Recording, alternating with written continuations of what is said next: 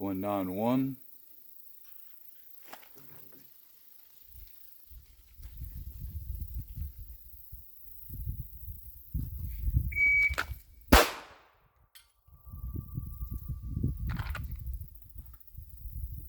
0.95,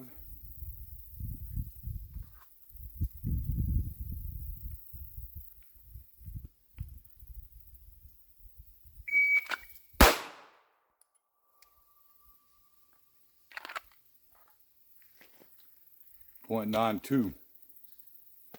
A lot of talk lately, a lot of conversation about this sub 1 second presentation from concealment.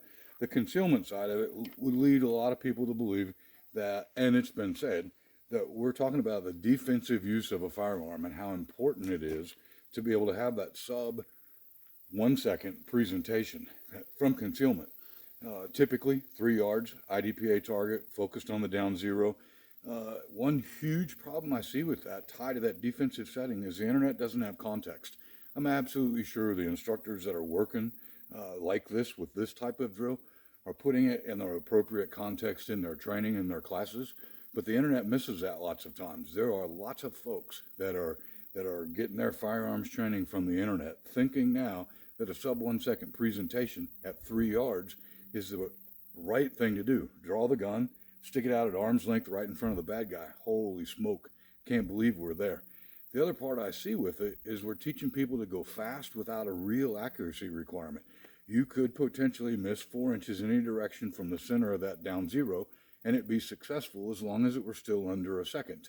All the things that are wrong with that fundamental application of accuracy, whatever those pieces are missing, that's a pretty big margin of error. If we moved back 4 times, if we're back at 12 yards, that same exact hit in that same time would be a 16-inch from center hit. Minute angle doesn't get talked about when we're with handguns very often, and it's a lot of crazy math when we're at this kind of distance.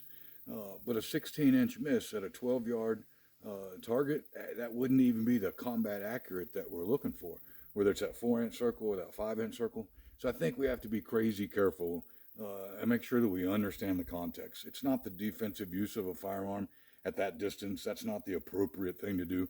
Maybe a presentation from or to a position of retention, but not a full extension presentation. Absolutely important to learn to go fast. Absolutely. But if we learn to go fast before we learn to go accurate, it's very difficult to dial that speed back and learn to be accurate, especially if we haven't figured out all of the things that it takes to actually be that fast.